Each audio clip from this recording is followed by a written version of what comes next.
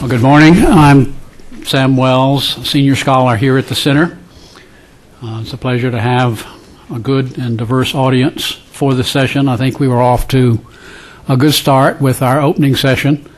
I always enjoy hearing the Irish lilt of Shea, although I must say I don't always agree with what he says, but he's at least entertaining and always informative, whether or not you buy the spin of the day. We have a session going in greater depth than the first session did, looking at new challenges to the Alliance. We have 4 speakers. I've asked them all to be quite limited in their time so that we will have time for discussion.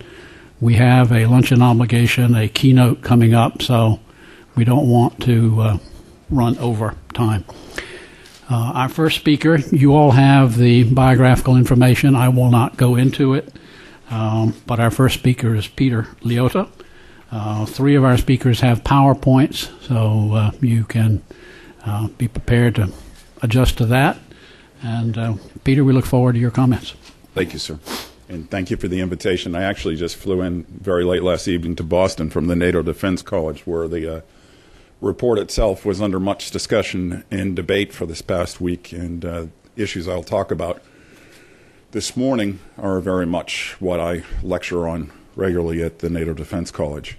I was originally asked to speak on climate change, how it will factor in for the strategic concept, and I want to make it much broader because I want to focus on this issue of vulnerabilities, of which only climate change is a small factor. This is both conceptual and some practical examples. It's a cliche, but I've returned to using this notion of mental maps because how you draw that map subtly but vitally determines how you act in the world. And quite frankly, we all have, particularly in the Alliance, have different mental maps in those we engage with. For example, if you look at this image, which is a composite of the Earth done over a period of several years, it's fascinating, first of all, that the mental map is incorrect because all that work to do a picture of the globe, it's a Mercator projection. What I would want to point out is some fascinating distinctions of energy use or perhaps abuse. If you look at the United States, 4.5% of the world's population, 31% of the world's gross domestic product. You look at Africa, well below 4% of GDP, 750 million people. Look at India, vice Pakistan. It's not that long since partition. You can see the 38th parallel because North Korea is in the darkness.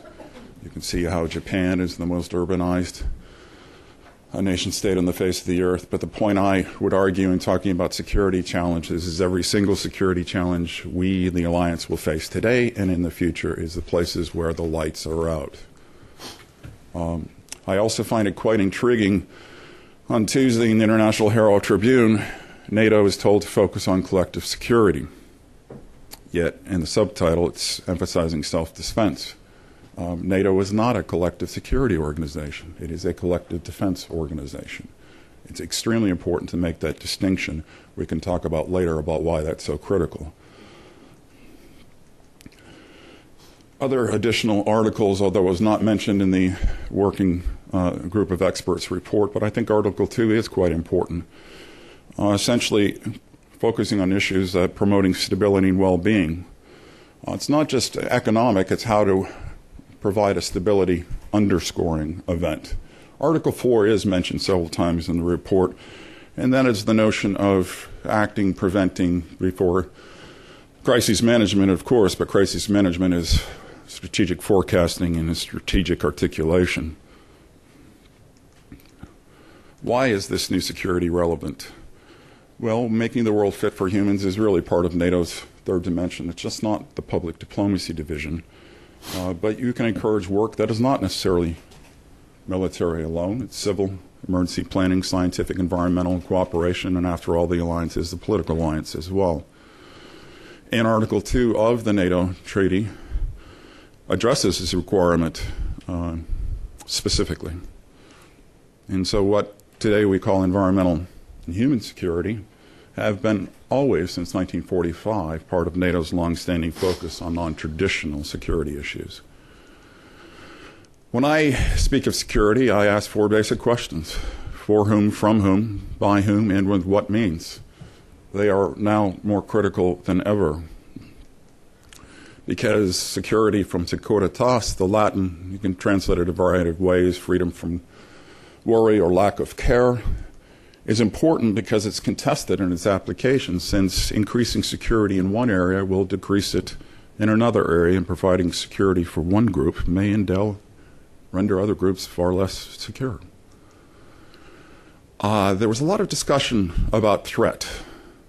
I'd like to back off from the use of the word threat, because I think the word is problematic if we're talking about new security issues. I'd like to simply talk about vulnerabilities, because that's something quite different. Now, vulnerabilities left unchecked over time become threats, but vulnerability analysis, the way I and several colleagues I work with, examines how disruption, degradation, or destruction might arise by a set of different potential harms. Very simple, but can be quite complex. For example, here's why I did not want to talk about climate change alone, because all of these factors are interrelated, particularly as we move into the urban century, where all these factors move in a positive feedback mechanism. These vulnerabilities that you're looking at here are interwoven, interdependent, complex, and system chaotic. Let's take, for example, I know you probably stayed up very late last night wondering about this issue. 107 billion people have lived on the face of the earth. About 1 in 15 that's ever lived is alive today. We are now past the 7 billion mark in terms of total population as of 10 o'clock this morning. Move back in history, every dot you see represents 1 million people. It took 1,350 years for that population to double. Another 350 years for that population to double. Moving into the industrial age, you can see in Western Europe, the Mediterranean, Western Africa, how you can sustain populations. Average life expectancy of a male American was 47 in 1900. Today it's around 78. Coming out of World War II, the largest population explosion in history until 2000. And of course, we move on to where are we going to put all the dots. I doubt people are moving into the Andean Ridge or the Siberian steppe. There's just no other place to put them. This is a real challenge, particularly a challenge in projecting where difficulties would occur in the 1040 window, which is essentially 57 nation states falling between 10 degrees north latitude and 40 degrees north latitude. Why it matters is because it represents the world's greatest socioeconomic challenges, 2/3 of the world's population, and 82% of the world's poor. Whether we would wish to or not, we have no choice. We will very much be involved in this part of the world for now and for the future. It's an imprecise map. Why, for example, is North Korea included and Japan isn't? But it's a strategic window. It's a useful factor in thinking. Then we have the extreme examples, such as the wild card scenario. What you saw was the melting over 24 years from 79 to 2003 of the polar ice caps. But even considering these high-impact, low-risk events, such as abrupt climate change, they would represent feedback mechanisms that once started are extremely difficult, if not impossible, to reverse. Greenland ice sheet could raise sea levels by 23 feet over a millennium, and the West Antarctic ice sheet, although the East is growing, could raise sea levels more than 3 feet per century for 5 centuries. Even though the possibility under IPCC fourth assessment was 5 to 10% in terms of a projection, all bets are off for the 21st century. Why does that matter? Well, it affects some real places in the world today. Bangladesh, one of the lowest, not the lowest lying delta in the world, is actually sinking more in the delta from over agricultural use than it is from the melting of the Greenland ice sheet, but it is happening. We see the potential of the sensitive term, environmental refugees, due to natural disasters, drought, and food scarcity. As many as 17 million have already migrated. Half of Bangladesh lies just above sea level, and about a third of the country is flooded during the rainy season. We could see this increase. It has the potential to affect up to 35 million Bangladeshis, 1 in 4. Tensions remain high in India in Bangladesh in terms of security. How do you respond? Well, India responded in 2007 by completing its 4,000-kilometer, 3-meter-high barrier separating the two states. Imagine this as your daily commute. The other issue is this is cruel irony is that, of course, with the melting of the world's third largest ice sheet, the Himalayan ice sheet, the people of Bangladesh are already dying of thirst or drowning in water, depending on the season. Also along the 1040 window, southwestern United States, the darker the color, the more increase in impact. Now, why this matters is because human decisions affect human populations, and one of the worst examples, of course, is this old-fashioned picture from the 90s of the Aral Sea. This depletion for irrigation and cotton growing was a result that began in the American Civil War, with the North embargo of the South. So the Tsar looked to the hinterland to grow cotton in a desert environment. Here's what the last decade has happened to the Aral Sea.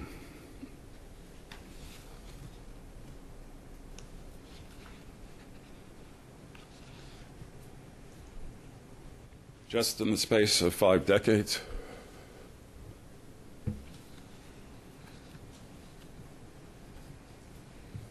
this can never be saved. The Aral Sea is now the Aral Desert, and as one result, not even mention of the Soviet testing of ICBM warheads, biological agents in Vorostenya Island, but 2.5 million people were removed from Karachi, Pakistan. Recently presented in Moscow, and some people actually laughed at this. It's a highly sensitive issue. But remember that 5 decades ago in the 60s, the idea of tectonic plates was laughed at as an absurdity. My favorite Einstein quote is, if an idea first does not seem absurd, then it has no chance of success. I grew up in Australia. The closest town was Newcastle. It was destroyed, flat in 1989. It was also the largest coal mining area in the country, which contributed to the earthquake. My colleague at Columbia, Christian Closson, uses this useful term, geomechanical pollution, because of mining, water reservoirs, and even near industrial plants, carbon sequestration, which is considered a good idea, but technology and good ideas can bite back in bad ways. For example, not to go through all the words, but in 2008, Sichuan, 8.0 magnitude, 90,000 people dead, 5 million displaced. The Shipingpu Dam, which is 550 yards from the fault line, rises and falls over 60 meters during the course of a year. Where's that water going? Well, the suggestion is, and this is what is very controversial, is that actually seeping down and easing the friction or acting as a lubricant, essentially, in tectonic plates. And the fact is that that earthquake was 25 times more than a year's worth of natural stress, and there's never been any major seismic activity of that intensity in that area. Summer 2008, the tiny dots of rescue workers last summer hiked up above Bichuan because the People's Liberation Army has sealed the area. But this is now a necropolis of well over 1 million people. You can see how the fault line ripped right through the middle of the city and completely destroyed. We're also, and extremely important, this is extremely important even in terms of NATO operations, we're moving into the urban century. By 2030, almost 2 in 3 will live in cities, yet 90% of the world's that growth is occurring in what I call the majority world, most people call it developing world, with very harsh living conditions. Ever since the Green Revolution, we have been able to sustain populations, but unfortunately we've sustained a massive population of people living in poverty.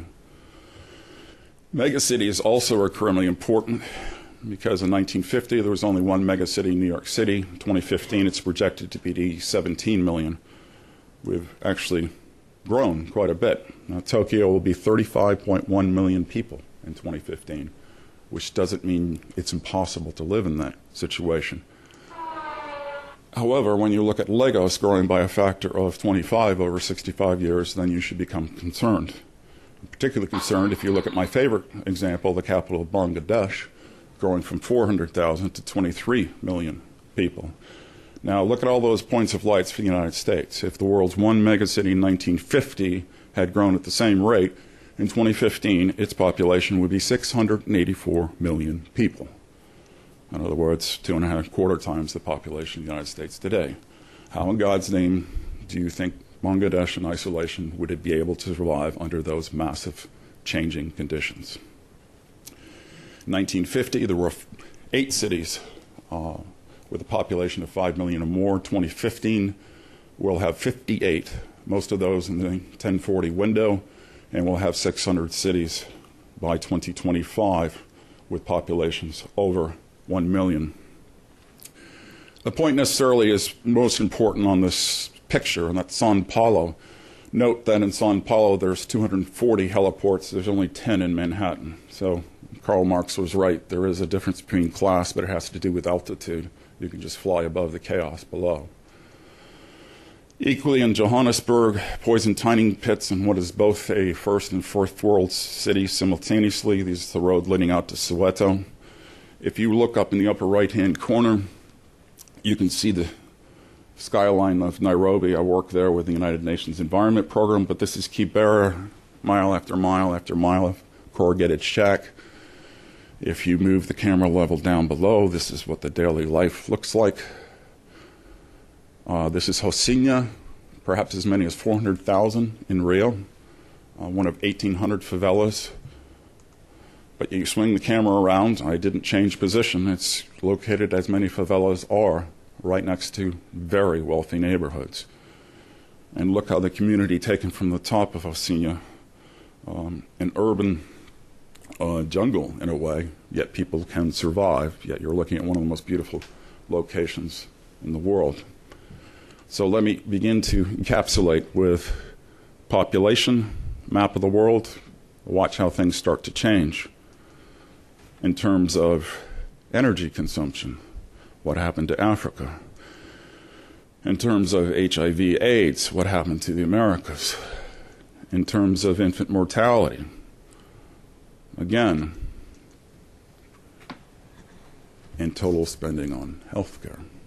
In other words, what I'm trying to suggest visually is that we are really living in two different worlds, and we're heading in different directions. One thing that the expert group did not report on is climate change vulnerabilities being out there. We should recognize that it affects our systems as well and our ability to operate.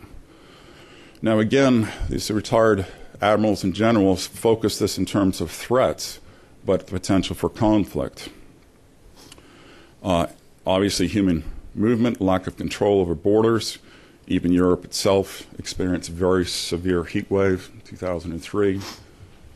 But these factors are important in terms of stability, operations, interventions, weakened governments, the potential for us to be very busy and very challenged and out of area operations, whatever that means anymore, is on the rise. Climate security and energy being linked. We'll hear more very soon in the next presentation. Increased frequency of storms. 40% of Asia's 4 billion live within 45 miles of a coast. Water security, pressure to immigrate from the Middle East. Europe, after all, is not a continent, it's a peninsula. It's very easy to get to. And impacts and stresses on systems themselves. After all, when a storm comes in, what does a fleet do? It puts out to sea. I have operated and flown out of Diego Garcia, and a critical base in the Indian Ocean, which could virtually disappear with rising sea levels. Naval Air Station Pensacola was closed for nearly a year because of Hurricane Ivan. If forces, stationing, deployments have to be moved north in the United States, it will have an unbelievably expensive cost. So as we come to human impacts, human solutions, the group of experts do acknowledge uncertainty. These vulnerabilities, in fact, that I'm speaking about, poverty, illegal migration, pandemic disease, environmental degradation, including climate change. NATO could be called on to help cope with these challenges stemming from such consequences. And I would also say that NATO will be affected whether it acts or not, by the consequences of these changing vulnerabilities. One of my favorite slides in terms of mental maps, two Vikings looking at each other, one says to the other, "Do you think the world really is going to hell, or are we just getting old?" I'll admit in my case, it's a little of both.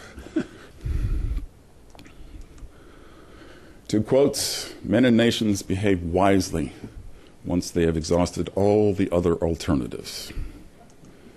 And the only way to predict the future is to create it." Thank you very much.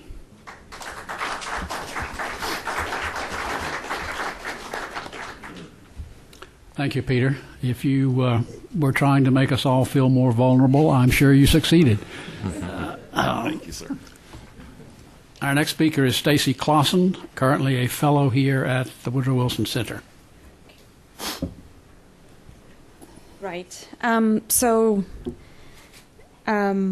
Jamie Shea really set the scene for me when he's put energy as a third-tier priority in his talk this morning. And so I feel in company, because that's my point. My point is it's a third-tier priority for NATO and should remain so. And I'll go through why. I've got 4 parts quickly. I'm going to talk about NATO and energy. Where have they been?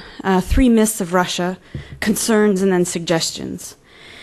So NATO's 1999 strategic concept states that the alliance's security interests could be affected by the, quote, interruption of critical resources. That makes sense. We're all concerned about the Straits of Hormuz and various other transit points for energy.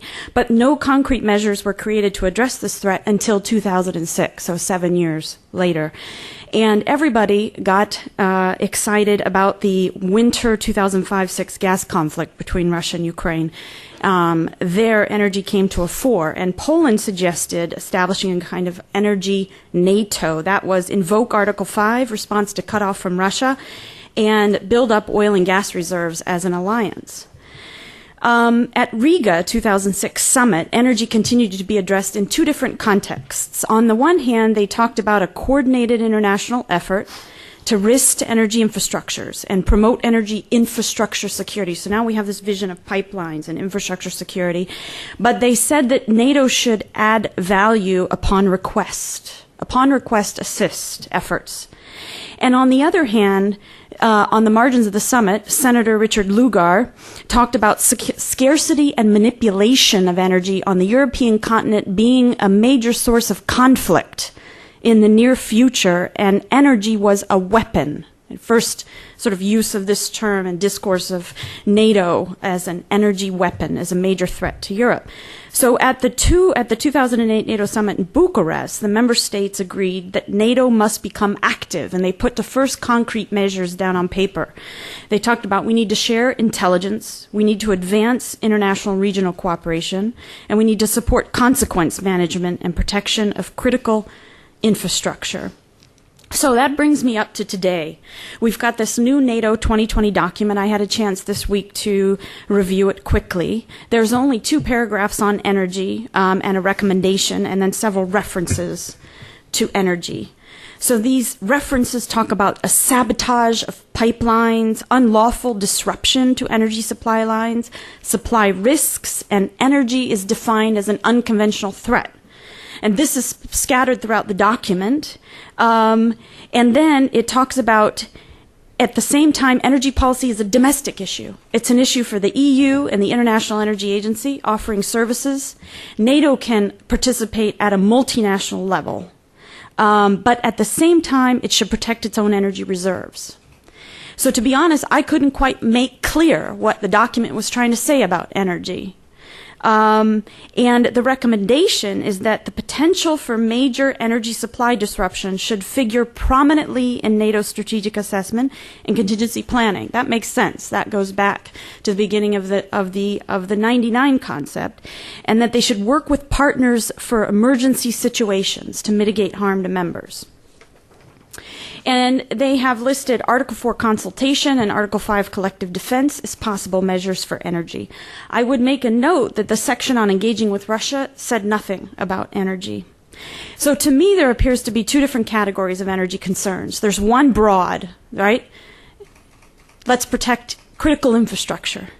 And then there's one very narrow, which seems to be the discourse on the sidelines, which is if we get cut off from Russia, we need to do something as a collective group. And these meanings seem to blur. There doesn't seem to be clear boundaries about what is NATO's area of operation and what should be handled by states and other organizations. And I think Andrew Monahan at the NATO Defense College in Rome says it best. He said, should NATO adopt a broad approach to energy security, including interests of producer, transit, consumer states, or should we just look at how the producer is going to harm the consumer? And I think this question mirrors a bigger debate over whether Russia's a re-emerging energy empire in Central and Eastern Europe or just doing business. And if you spend any time across the Atlantic, you get caught in the middle of this debate, right? On the one hand, in Central Europe and America, we're talking about Russia's attempting to divide Europe between the old and new, and Russian energy is the new Soviet military weapon. And then if you spend time in Western and some Central European nations like Germany, you hear things like, well, Russia's just following an economization of economic relations and priority for commercial rationality. And spending time here at the Wilson Center has allowed me to look a little bit at the analysis, the debate, the literature, and basically there's almost never a mention of complicity of any Central or Eastern European government in this energy transit.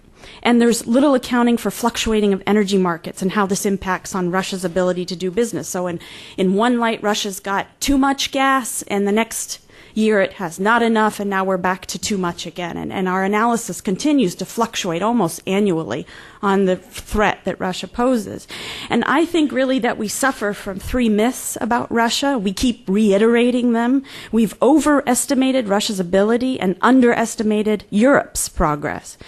So I'll just go through briefly these three myths. I think on the one hand, Europe dependent on Russia. You constantly hear this and you constantly get the same numbers thrown at you. I think quite the contrary. Not really. They're actually very interdependent. Russia needs European dividends from sales. Russia needs European market for sales and technology for future development. It can't progress without it. And interdependency is critical for Russia. I think this chart shows you the bookends. Look at the bookends are striking to me, right? Russia must sell to Europe and Turkey what it subsidizes on the domestic market, and that hasn't changed despite all sorts of calls to the contrary. And it's 60% of cash earnings, and it's been that way since the 1970s. Russia doesn't change very much in this aspect. And I believe changes in the market also are weakening Russia's position right as I talk. Non-Russian sources of gas are increasing to Europe, liquefied natural gas, unconventional sources in Europe being explored, new technologies and renewables increasing. Slow, yes, I understand that, but it's progressing. And the other thing I would say about these myths is that the share of Russian gas, there's this scary figure of the EU15, the EU12, the new member states are 85% dependent, and the other scary figure thrown out is that all of Europe is about 40% dependent. That's actually not true. Yes, 39% Russian gas is a share of EU27 gas imports. It comes down to 23% if we look at consumption of gas. And it comes down to 6% if we look at a share of primary energy consumption. We're talking about electricity generation, for example, 6%, right? So what threat are we actually talking about? And I think Italy and Germany consume about 50% of all this contracted gas, so 6% of that is 50% by Italy and Germany. And most of Western Europe has limited or declining dependence on Russia. And future European demand varies in estimates of all the big documents you can get, the IEA, the DOE, et cetera, by 150 billion cubic meters. Nobody knows right now where Europe's demand is going. The second myth I want to talk about is this Europe divided and not liberalizing. Europe is progressing. It's a 10-year process. It took 30 years for the American gas market to liberalize, and we're still not completely integrated as a North American market with Canada, even though Canada is a major supplier. So I think we need to get some perspective on our critique of Europe. I mean, if it weren't enough that Europe's liberalizing, it is also trying to have this sort of triangular package of competition, security of supply through diversification, and sustainable development, right? This 20-20-20. By 2020, we're going to reduce carbon emissions by 20% using 20% renewables. That's a catchphrase. That's already moving to the right. They're increasing those numbers dramatically already. So what I would just end with on this second myth is that Europe have all of these arms to tackle this, and they are moving out. They are raiding industries. They are demanding that companies spend more on storage and investment and transport. And they do have a new directive at the moment for security of gas supply with contingency plans, and you can monitor this all online. They understand and they are recognizing the deficits in their plans, but it's all very publicly documented and monitored on a weekly, if not monthly, if not annual basis. So let's look at the third myth. The third myth is what I'm spending the most time working on here at the Wilson Center. Russia can use gas as a weapon. This is just an assumed thing. Yes, Russia can use gas as a weapon. We're all very vulnerable. Actually, no, and it's been very ineffective since the 70s. Actually, Russia's a very poor manager of its energy industry, and it's gotten almost worse over time. So if you mirror the 70s and the 2000s, you see some consistencies. They always provide subsidies to the countries that they're providing the gas to, and these have undermined a mutually beneficial base of trade and a loss to Russia. Russia is so heavily dependent on windfall profits that it has lost exploration over production. It always prioritizes production. And the final thing is that it sells above plan oil or gas in a very non-transparent way for cash. Basically, I wouldn't call it corruption because there are a lot of politicians and businessmen engaged in this trade on both sides, both in Russia and Central Europe. Today they work through intermediaries. You might be familiar with these companies. This is a very profitable business. This business will not be disrupted between Central Europeans, and it all goes all the way to Western Europe, and the Russians, unless there's sort of a call to do it. And nobody wants to break up the profits that are gained transparently and non-transparently through this gas trade. So let me just move on to some conclusions. I have 4 conclusions, basically, from my research so far. European dependence on Russian gas declining by choice and by chance due to market realities. Europe is liberalizing and diversifying gradually. Energy has been a tool in Russian policy towards Central and Eastern Europe. I don't deny that. They have stated it publicly, and they've attempted, but they've been disastrous at it. Or not effective, I would say. And 4th, non-transparency and lack of rule of law in Russia's gas trade with Central Europe actually harms both Russia and Europe. That's where I see the threat. So the concerns I have about NATO in this document that just came out are a couple-fold as well. I think actually Jamie Shea said this, it weakens the Europeans' efforts by politicizing a process that is more and more driven by markets. This belongs with the EU, not with NATO. A gas cutoff, I mean. I think it opens Pandora's box. Cutoffs often result in dispute in pricing and transit negotiations. It involves non-transparent agreements among politicians and businessmen in Brussels and in the capitals of these countries. I don't think they want to open this to NATO. And I think it would embarrass NATO to get involved in this kind of situation based on lack of knowledge of the reality of the gas trade. I think it increases NATO-Russia tensions unduly. I personally think Article 5 should not be invoked in terms of Russian energy cutoffs. I don't think preventive invocation of Article 5 against energy supply cutoffs would work as a deterrent for Russia. It actually is sort of a red flag to a bull.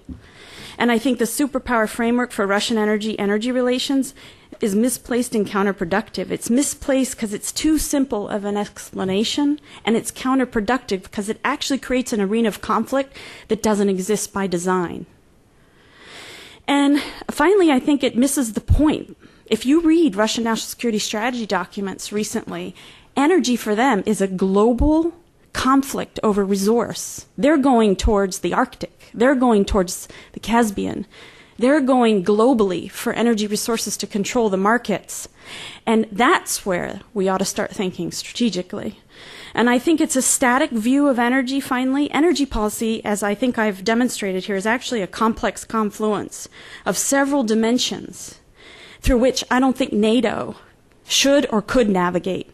It's a physical environmental dimension, right? Production, transportation, consumption, new technologies, new modes of transport. It's a financial dimension. I haven't talked about this, but there's transactions, incentives, constraints, there's offshore banking. You know, one tanker of oil is traded 5 times between the time it leaves the producer and gets to the consumer. And I think there's this political dimension of interdependence of production and consumption. So just to end with a few suggestions. I think NATO is doing a good job with energy, right?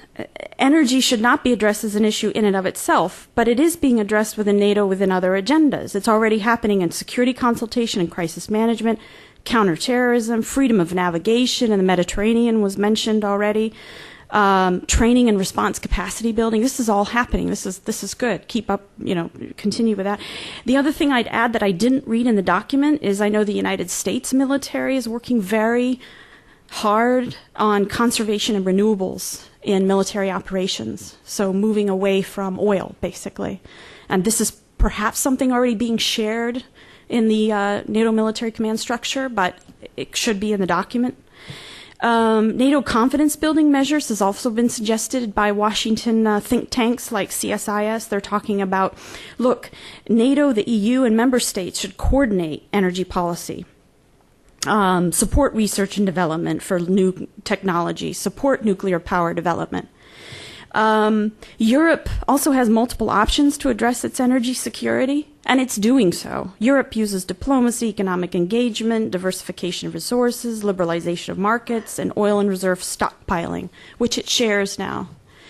And then I would just say the private sector is also operating very effectively and moving the market of gas gradually away from Russia for Europe, as I've mentioned, and then the international financial institutions are recognizing this as well.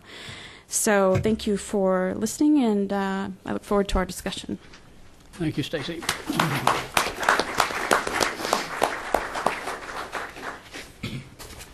Our next presentation is by Marko Mihkelson, chair of the European Union Affairs Committee and member of the Foreign Affairs Committee in the Parliament of Estonia. Marko? Thank you, Sam. If you allow me to present my thoughts here from sitting, because I don't have any PowerPoint bullets to shoot into audience, for I will speak about cyber defense issues. Roughly 3 years ago, at the same time, I woke up in my house, and in the morning I realized that we don't have electricity, and at the same time we don't have water.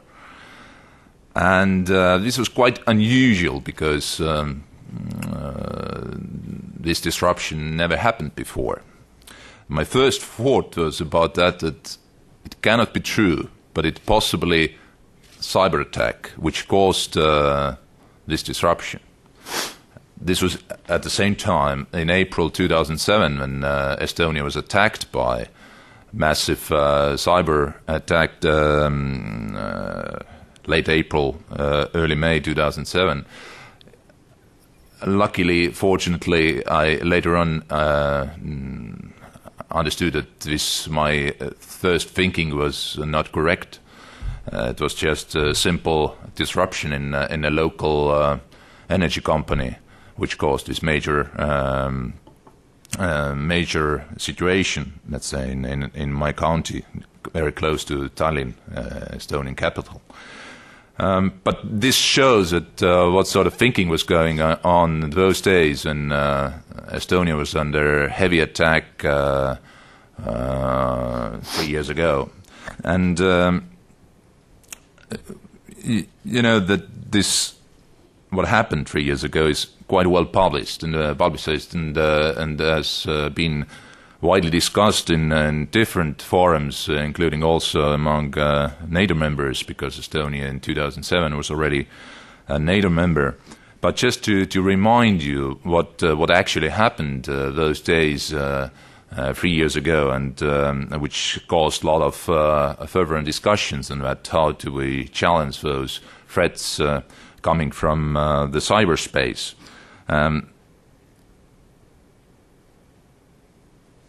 The attacks that time were carried out in waves and were executed with very precise timing.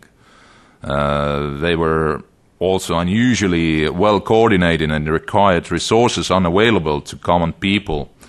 At one point, attacks were carried out in a very precise time frame and included botnets that possibly had been rented out earlier for this purpose, and at the highest moments, for instance, in beginning of May 2007, the amount of internet traffic from outside of Estonia was 400 times higher than its normal rate. Taken proportionally, the attacks were one of the most significant, of course, coordinated cyber attacks against a sovereign state in the world. And the incident was unique at the time because there was no single target. Servers were being attacked without discriminating between public and private, government and company. Although internet services were brought back quickly, external communications had to be severely constrained. Anyhow, we managed quite quickly still to defend our cyberspace, together with experts from Europe and the United States as well. But Estonia, of course, is a country, a small country in Europe, which is quite widely wired, and internet penetration is rather high.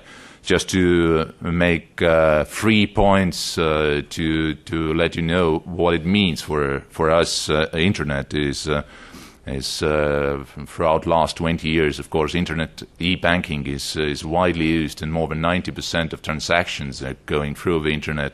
The same amount tax declarations given also through the internet, over 90%. And last but not least, of course, one of the most well-known trademarks in the world today, Skype, is programmed in Estonia and by Estonian programmers.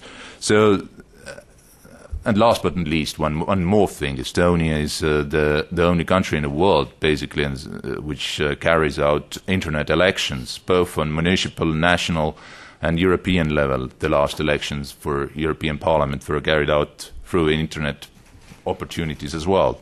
And this tells that basically having this penetration and the system which is so widely used by population as well on different matters, it demands also defense of a system itself, not even thinking about cyber attacks, but think about, for instance, internet elections. We have to be sure that the elections are fair and not anyhow complicated with problems. These situations or these sort of topics helped, of course, us to be able, let's say, in better ways to defend our infrastructure in cyberspace as well. But let me come to those points. What triggered actually the discussion and in which direction, let's say, in Estonia we're thinking how, as a member of NATO, we're working towards that, how to face those challenges, possibly mounting in the future in more different ways and challenging all of us. I think so. We have to put on the table 3 main pillars to focus on, at least what we have done in Estonia. The first one goes with common understanding internet as such, and the awareness of raising cyber culture in internet space or in cyberspace. This is almost the same, let's say, than we have rules on the streets for traffic. Nowadays, you cannot imagine without the rules on the streets that we could effectively interact. The same should be in an internet space as well, and not only today but in the future. Much more better way, and of course there are different ideas already floating around, like Internet 3.0 future, and some sort of stages where you go in and you apply to the rules which are possible. And I think so that while, like I mentioned, the penetration of internet in Estonia is quite high, then those who acting in the cyberspace more and more should think about the possible defense, not only wider cyberspace, but their own sources and their own computers and so on and so forth. The second main pillar, of course, is what the government can do together with interacting with private companies in the field of creating better possibilities to defend cyberspace, because as you know well, in cyber community the majority of interactions are in the hands of private companies, and in this regard actually we witnessed during those attacks 3 years ago also very efficient actually interaction between government and private sector, both in banking, communications, telecommunications, and so on and so forth. And since 2007, actually, we have carried out activities in different directions. In 2008, we accepted the new cyber defense strategy in Estonia, which basically deals with all aspects of possible threats to our critical infrastructure in cyberspace, and also puts together some framework of cooperation between public and private sector. Also, very interesting development from very recent times, actually last month, was established a so-called e-defense union.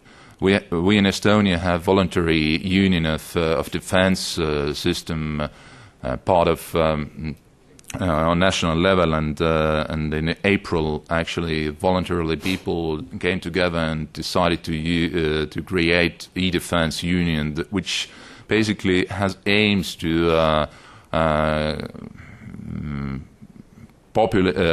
make more sort of efforts to create more knowledge about how to defend in needed times cyberspace and cyber frameworks. So I think that this is quite interesting development on non-governmental side.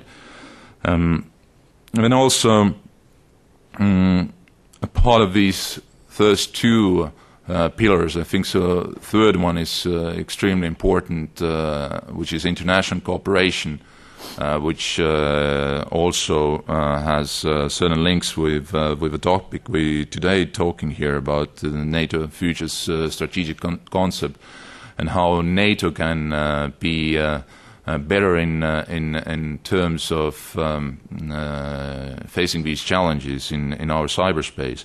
One of steps which were made by Estonia in accordance with our allies in NATO also was establishment in 2009 in Tallinn, cooperative cyber defense center of excellence, which is now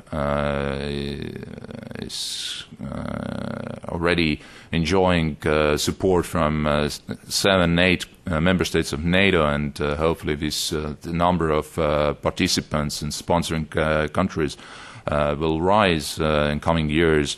We see that in Wiseman's report also this excellence center is mentioned, and basically the aim of this center is to create possibilities for NATO member states to be better prepared, having different tools to combat cyber crime, cyber attacks, and increase cyber security, of course. Estonia is working quite extensively also in different other frameworks.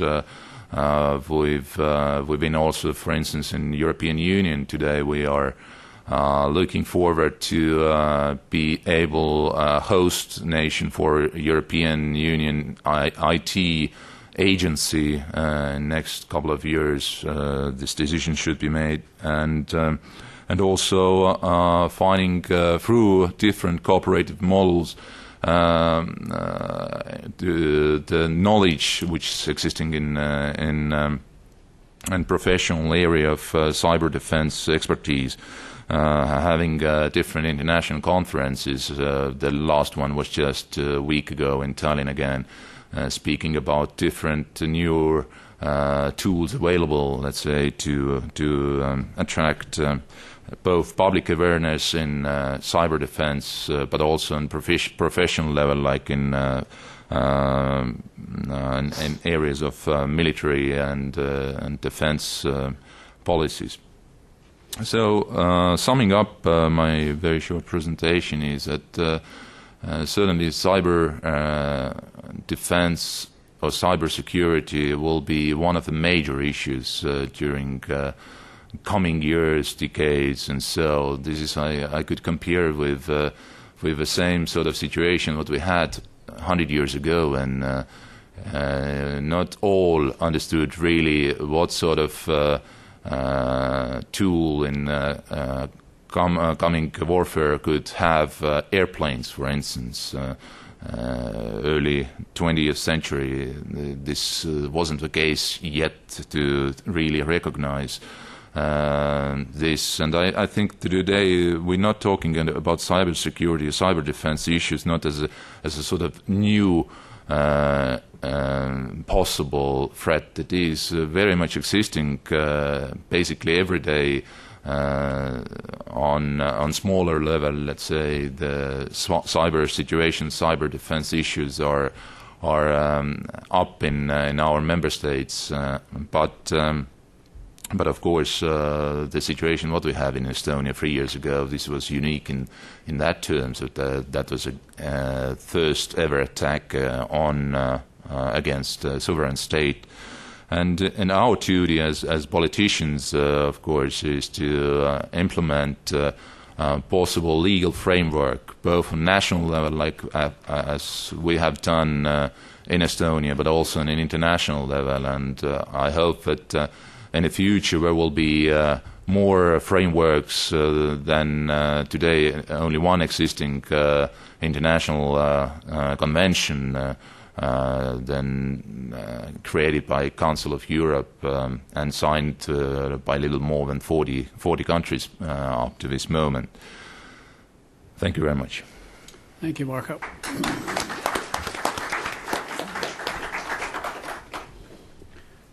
Our last presentation of this session is by Kestutis Paulauskas, who is a lecturer in international relations and political science at Vilnius University.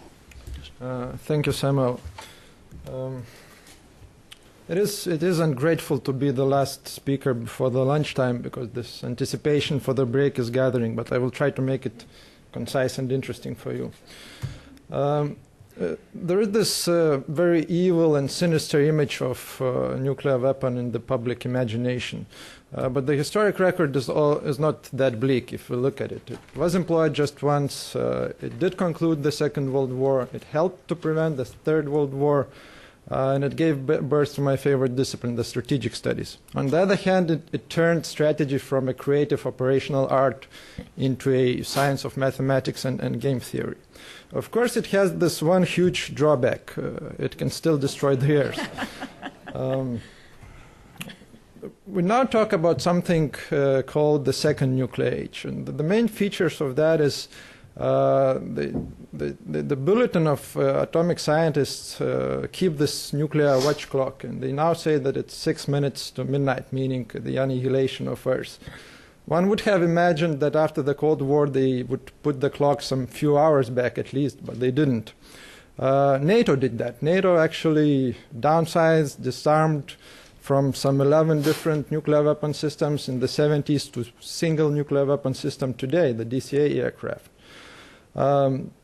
The second interesting feature of this nuclear age is that the less nuclear weapons we have in the world, the more nuclear weapons the more nuclear weapon states emerge. There is a widespread know-how of the civilian nuclear energy and the civilian use of nuclear energy. Employment is probably more likely, and the Al-Qaeda, for example, made it very clear that if they get hold of a nuclear device, they will not hesitate to use it. The consequences would probably be less apocalyptic than what we have imagined during the Cold War days. The world connects, so do the threats, and this is something Ambassador Volker has alluded to. The conflagration between terrorism, proliferation, failed and rogue states makes for a very, very explosive cocktail. And we can now consider that major wars are no longer unthinkable in today's world. The question is then, given that there will be definitely more opportunities for NATO to do war fighting and peace building, whether nuclear weapons will help in that effort or not. The Prague speech of President Obama gave this new impetus to the disarmament movement. Of course, many people didn't read the entire speech. They only read the words that he will strive for the nuclear-free world. But it also said that it will not happen in his lifetime. This debate of disarmament borders on a religious thing. You either believe that the nuclear-free world is possible or you do not believe that. It is a process. New START agreement is definitely a good thing, and it is a step forward. However, there is the paradox of the proliferation and disarmament, where the more disarmament doesn't mean the less proliferation. On the other, quite vice versa.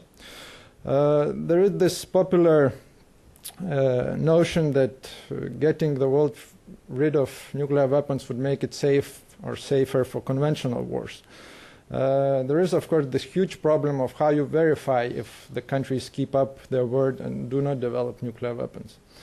And then there is the advance of all the new technologies, including missile defense, which undermines the logic of the balance of terror or the logic of mutually assured destruction. And there are the conventional technologies, superior conventional technologies that definitely make nuclear weapon obsolete in military thinking. Deterrence happens in the minds. It is all about perceptions. NATO's nuclear weapons are definitely despised by the entire disarmament community, which is very diverse. It includes NGOs, some governments, and the so-called non-aligned movement. There's this interesting thing that the United Nations each year passes resolutions that basically condemn nuclear weapons and condemn NATO's nuclear sharing arrangement. And they are often sponsored by some of the NATO allies who do subscribe to NATO's nuclear policy. That's interesting. The NGO literature on NPT regime, for example, sounds like if the nuclear sharing between NATO allies is the biggest single obstacle to NPT regime being a success, which is, again, very hard thing to believe. And finally, there's this popular mythology that NATO is a warmongering war machine that is ready to be the first ones to use nuclear weapons. Obviously, nuclear weapons are disliked by the Western publics, and for the first time it became an issue in the last German elections. One may wonder if it's still about security policy for NATO or it's about politics of disarmament. And there was this recent exchange between the former Deputy Minister of Germany, Ischinger, and Robertson in the international press, where the Ischinger argued that disarmament is a good thing, it's good for NATO-Russia relations, it's good for world peace and security, whereas Robertson was coming from a different angle, from the angle of security of allies, security of territory and population. The truth is probably, as always, somewhere in between. There are some people who like NATO nuclear weapons. First of all, the rogue states. For them, it is an excuse to develop their own nuclear weapons. There are the near peers, China, Russia. But for them, it's not a reason, but rather an excuse to develop their arsenals. And finally, there is this very small community within NATO who think that NATO's nukes are for peace, not for war, the so-called nuclearholics. During the Cold War days, it was very lucrative business to talk deterrence. Now it is very lucrative to talk disarmament, proliferation. It's obviously very popular. The byproduct of these debates is the new salience of nuclear weapons. Just 2 or 3 years back, nobody was thinking about nuclear weapons that much. After Ivo Dalder's article in Foreign Affairs, again, it's a super popular topic. And of course, popular culture, Hollywood feeds our imagination of those mushrooms all over the world. So what about NATO's deterrence requirements? Where do we stand? In 1999, there were 4 basic notions in the 1999 strategic concept. As long as powerful nuclear forces remain outside NATO, NATO needs nuclear weapons. It is good for transatlantic link. It helps protect peace and prevent war. And NATO will keep mixed conventional nuclear forces at a minimum sufficient level. Where do we stand today? There are still powerful nuclear weapon states beyond NATO. The transatlantic link, I think we all agree, is still necessary. Whether it helps to prevent peace, to protect peace and prevent war, there is no evidence, and I think Ambassador Volker mentioned that this morning. The record of NATO to prevent wars on its margins is not very good in the last decade. And the mix of forces of the Allies is obviously turning towards more conventional rather than nuclear. In addition, there are the challenges of terrorism proliferation and how they will be reflected in the new strategic concept. When we look at the different contingencies, it is quite obvious that there is no role for NATO's nuclear weapons in the case of proliferation or WMD terrorism. You cannot deter a committed terrorist from carrying out a terrorist attack. You cannot deter Iran from obtaining a nuclear weapon by nuclear weapons. And NATO was not even present on the debate about North Korean nuclear weapon program or the Iranian nuclear program. These are all dealt in different forums. Where NATO was always good at and did best was the challenge of major nuclear weapon states. This is the only contingency where NATO has an elaborate and articulated nuclear policy. There is a persisting problem of credibility of the extended deterrence. During the Cold War, the debate was whether Americans will sacrifice Washington to defend Paris. Today, the same argument extends to whether the Americans will sacrifice Washington to defend Vilnius or Riga or Tallinn. And the American weapons in Europe help to alleviate that concern, of course. The American think tank Stratfor has been arguing for a few years now that the NATO's operational overstretch in the Balkans and Afghanistan now creates a window of opportunity for those who want to challenge NATO on for example, Eastern Europe. And Russia is doing just that. The question is, of course, whether NATO's nuclear weapon help to alleviate that challenge of operational overstretch or does not. NATO, the North Atlantic Council discusses nuclear weapons once or twice a year, and Ambassador Eichmanis will not allow me to lie you on this point. But ambassadors do not like to discuss nuclear weapons. They do not like to discuss nuclear scenarios. They play the nuclear scenario game, and when it comes to a nuclear weapon being employed against allies, the ambassadors start fighting the scenario, not the imagined enemy. It defeats strategic imagination. We do not like to think through the worst-case scenarios.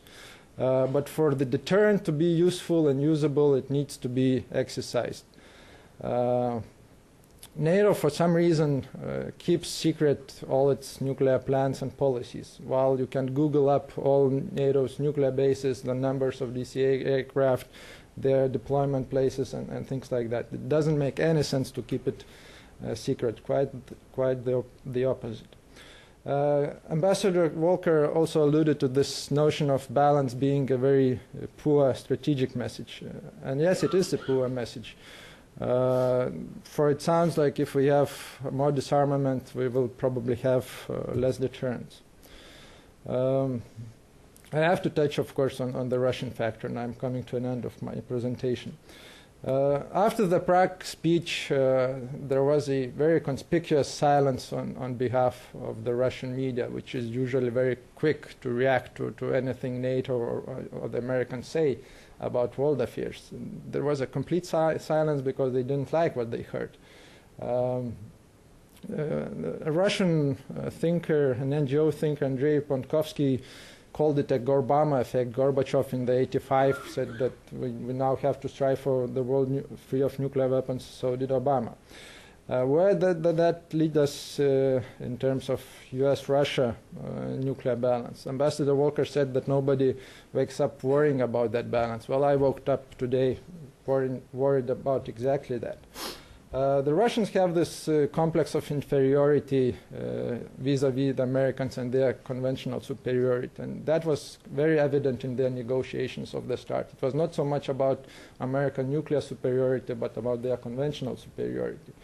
For that reason, their military doctrine is very explicit that they would envisage the first use of nuclear weapon in a regional conflict. Now they added a new twist that would happen if the survival of Russian state would be at stake. But they would still envisage using that in response to a conventional attack. While the American nuclear posture review was quite clear, the new posture review was quite clear that they will not use it against a conventionally armed opponent. The Russians have an unaccounted number of tactical weapons ranging anywhere from 3,000 to 8,000. Nobody knows where they are, how many there are, and what they are being or they would be used for. The Russians have a very robust modernization program for all their systems, ICBMs, SLBMs, bomber aircraft. They are training their strategic forces, and the 2009 Zapad exercises had a scenario where nuclear weapon employment was envisaged in response to a supposed conventional attack from Zapad or the West. For them, it's not only about the West, but also deterring China and growing influence of China. They hate missile defense, of course, because it undermines the mad logic. In the Russian military thinking, in a regional conflict, for example, somewhere in the Baltic Sea area, they would envisage a quick conventional advance, then drop one or two nukes, and then force the West to negotiate.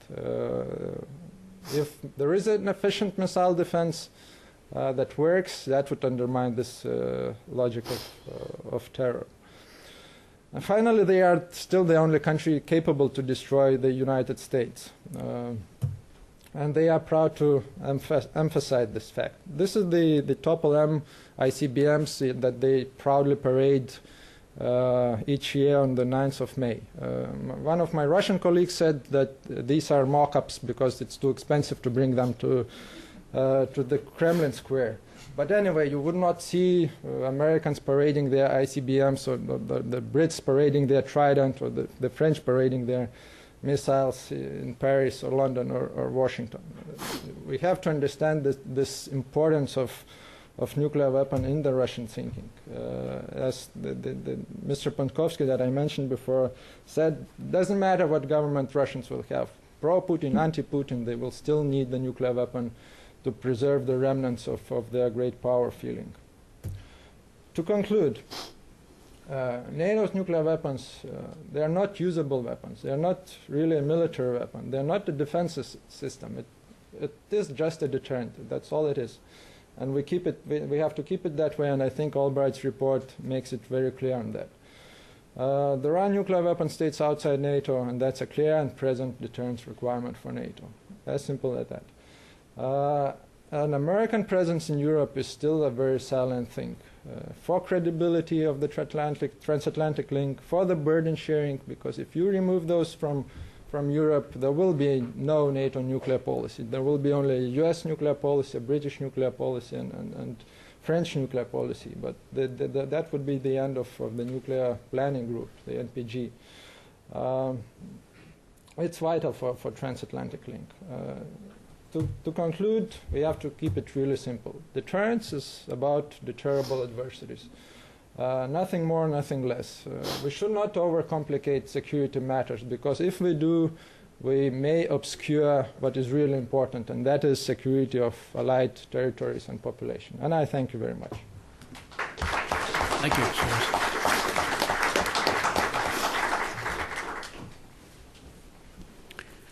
Well, I'd like to compliment the speakers on keeping to their time limits. We have about 15 minutes for some questions and answers, and to include as many as possible, please keep your comments brief in the form of a question and identify yourself after the microphone arrives. Who would like to start? The gentleman here in the back.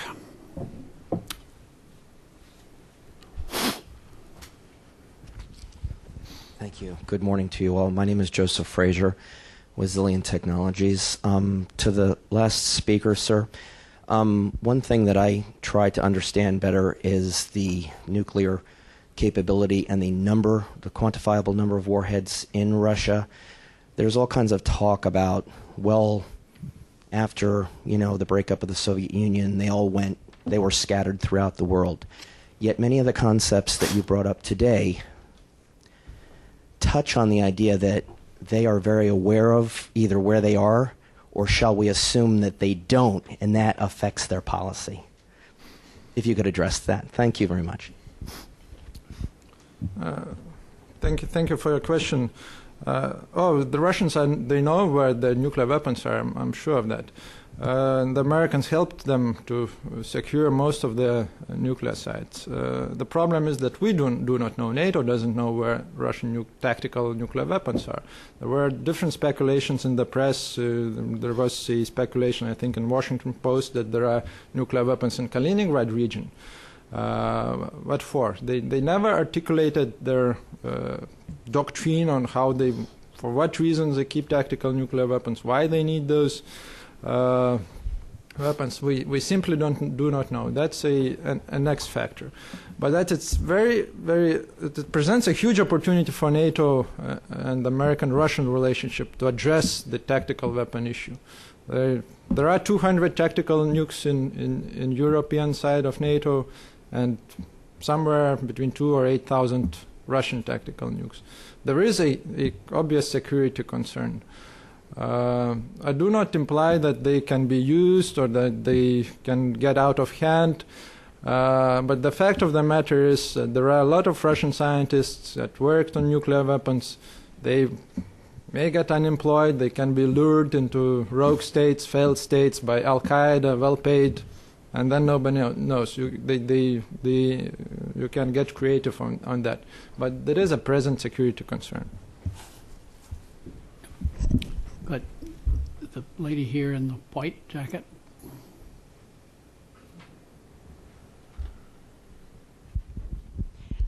Ast Benonis, and I'm just a interested citizen. I have a question for Ms. Closson and also Mr. Mihkelson. Ms. Closson, I didn't hear you comment about Russia's inability to provide natural gas, fulfilling their natural gas contracts without controlling Central Asian gas. And secondly, you made no mention that the business elite of Russia, the business energy elite of Russia, depend on the Kremlin, and so they're in no way comparable to our American or Western energy business elite, and the consequences for that. And Mr. Mihkelson, isn't Skype itself a possible platform for cyber security attacks? Because, as I understand it, I'm not a client of Skype, but that you have to maintain part of your computer, allow Skype to have access to your computer in order to be able to be part of the network. So what is Skype doing to update its ability to not be used as a platform? Good. Stacy? Okay. Well, thank you for your questions. Very wise questions from a concerned citizen. Russia's inability to fulfill gas contracts. Well, Russia doesn't control Central Asian gas at the moment, and it is fulfilling contracts. So I'm not up on the latest, but the Turkmen gas it hasn't taken since April. Apparently it is taking a little bit now. No one's sure exactly how much. The Turkmens, as you know, is sending now to China through a pipeline. Uzbeks are adding to that. Kazakhs talk about adding to it. And Turkmen built a new pipeline to Iran, so now it has 2 pipelines to Iran. So this idea that Russia needs Central Asian gas to fulfill European contracts, especially in declining demand in Europe this year, actually didn't prove to be true. But I think I would have to do a lot more research to determine what the next couple of years mean for that relationship. Also, no one's ever been quite clear whether that gas actually makes it to Europe or stays in Russia, to be honest. No one's ever been able to prove that. So it's a bit of a misnomer. The Russians claim it does, but nobody's ever quite sure. And the second question about business energy elite comparable to the Kremlin, and that's unlike Western Europe, that's what you're trying to say. There's a different, well, it depends on the European country. Some European countries still have state-owned companies where the government is responsible for appointing the board, and there's very nefarious relationships between them. And the company doesn't operate as efficiently as it could. And I don't have to go to Central and Eastern Europe. I can go to France to say that. So I am not quite sure. I don't mean to say that there isn't a different relationship. Of course there is. Of course the Russians operate a little bit differently. Of course there is more of a command-control economy. And of course Gazprom suffers from that. Frankly, Gazprom can't operate as efficiently as it would like to do if it weren't used as a political tool in its gas trade. And it loses billions of dollars from this. And it's been documented in the press and in Russian press recently how much money they are losing because they are used as a political tool. So that is a difference. Thank you. I think so. This was a very interesting question and very good question, and showing and pointing to the topic, which very much it's highlighted in different discussion on cyber defense. I think that this is impossible to prevent, let's say, developing in technologies on a global level. In terms of be more secure in cyberspace. Just I think that we as public sector should be very flexible in terms of communicating and working together with private sector. Usually these startups are small companies, very flexible, quickly, rapidly developing. So it's also a response from public sector if this is somehow connected with cyber defense issues as well, should be very flexible and proactive sometimes. But Skype, I think this is not truly the concern as for cyber defense issues. At the same time, we could also put up a question about Facebook, about Gmail, about whatever service we use globally today. So I think so. This is, I don't see as a real concern in a way, but just we have to enter into this game from a different door. Thanks. Good. There's a question here in the front.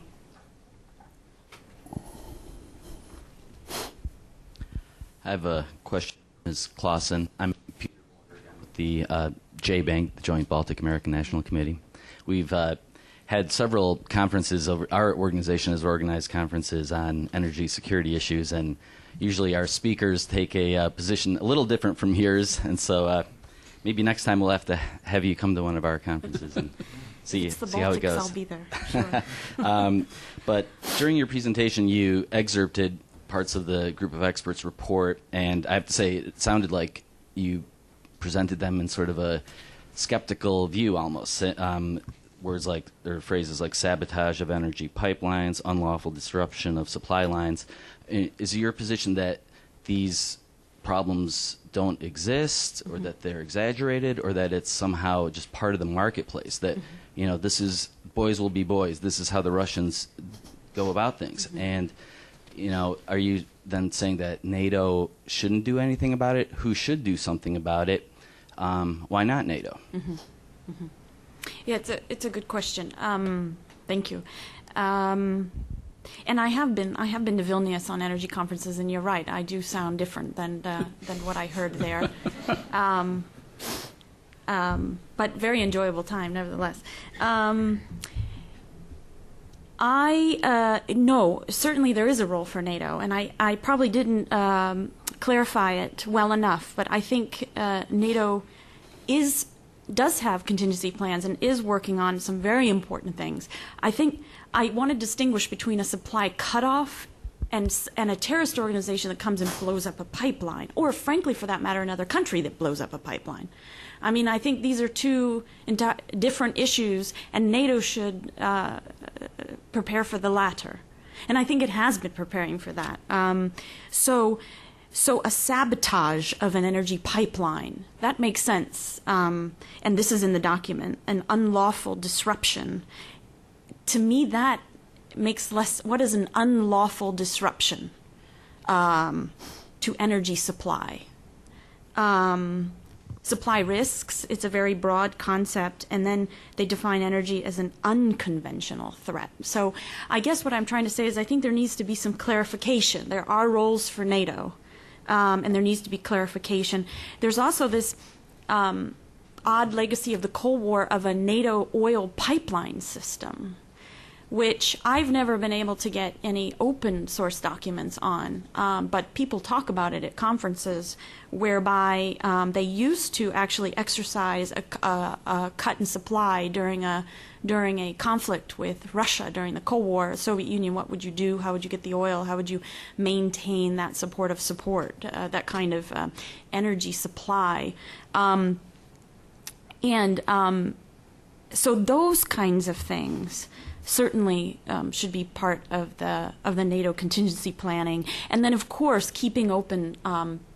This piracy debate brought up an issue of keeping, and they're already doing it in the Mediterranean, keeping open supply lines, being responsible for securing supply lines. So these kinds of big contingency planning efforts, I think, are important for NATO and are talked about in the NATO 2020 document. But the supply cutoff, something different. I would be much more obvious in my writing about what they are and are not going to support and plan for. The lady here, the fifth row or so. Galina Schneider, a little old housewife from Virginia. I was wondering, Mr. Paulauskas, particularly, but anyone, whether the use of depleted uranium by NATO forces in any conflict is a way of creating a mindset for nuclear-free Europe.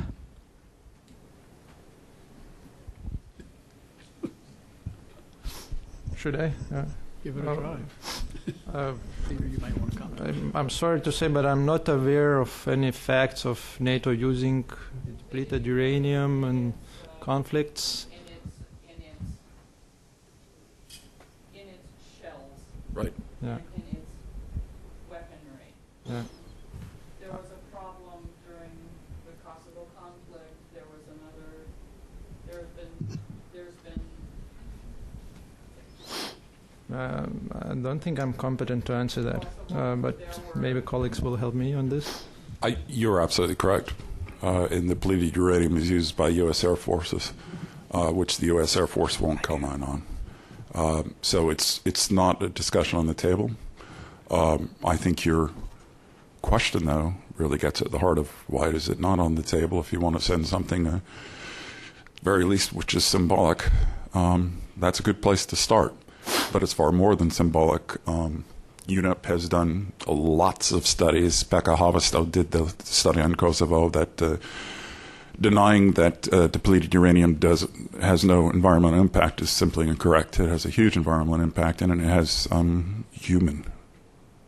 serious human impact conditions. A final question. The gentleman in the front here.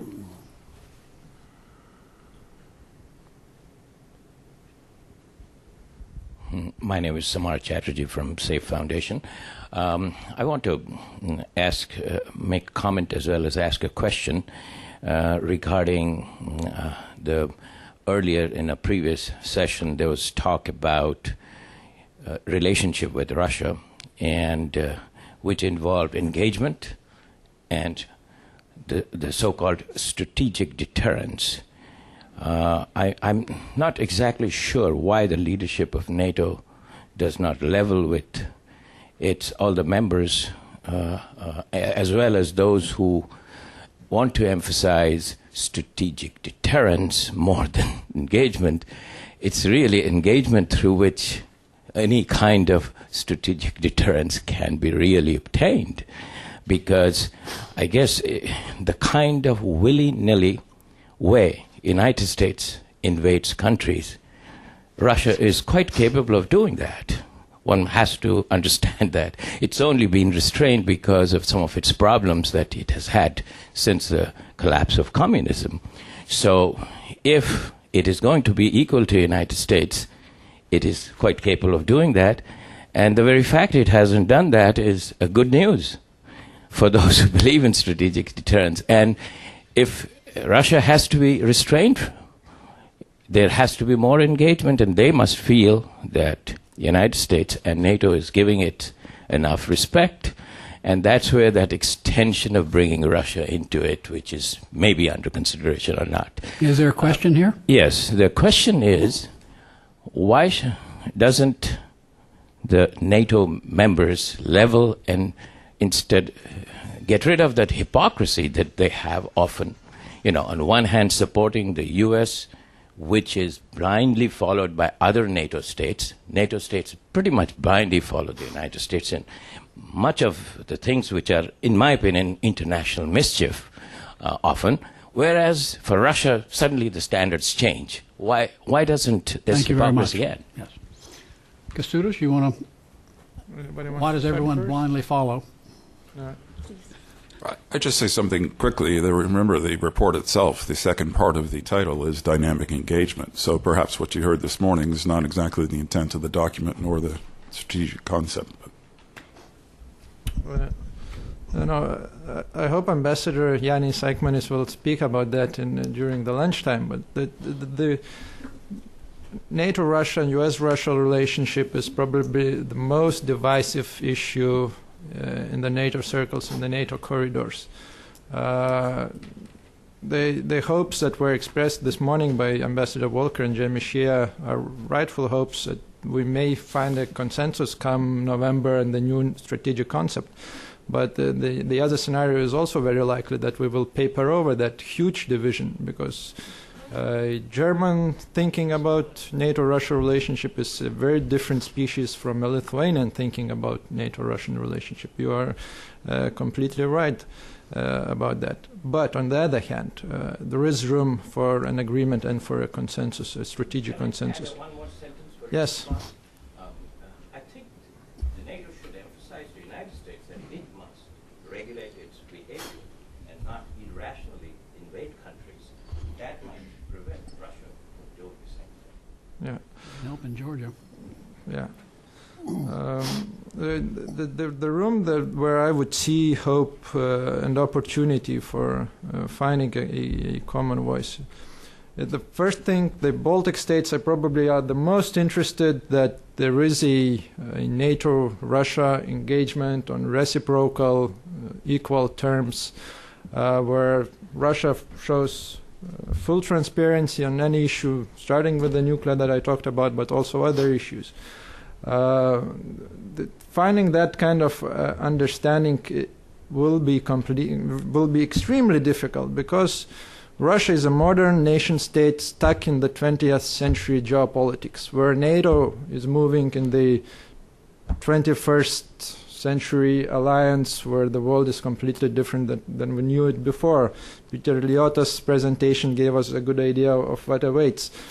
As Russia is probably, compared to the climate change and all those issues, Russia is probably the least of NATO's concerns of NATO as a whole. It is a big concern for the Baltic states because we are so small, etc., etc. But the nightmare scenario where Russia would attack NATO is very, very unlikely. That's I think a matter of fact. There are concerns, but my personal hope is that we will be forced to work with Russia wherever it is possible. Not on values, not on human rights, probably not on democracy. But we will work on terrorism, on proliferation, on missile defense, on maybe even transparency of tactical nuclear weapons. Let's hope for that. Well, we have just a few minutes before we have the service of lunch. It will be a buffet luncheon. You will go through the anteroom across the hall and serve yourself and seating in the dining room. If you need to use the restrooms, they are down at the other end of the hall. But before we break up, let me ask you to join me in thanking our panel for 4 excellent presentations.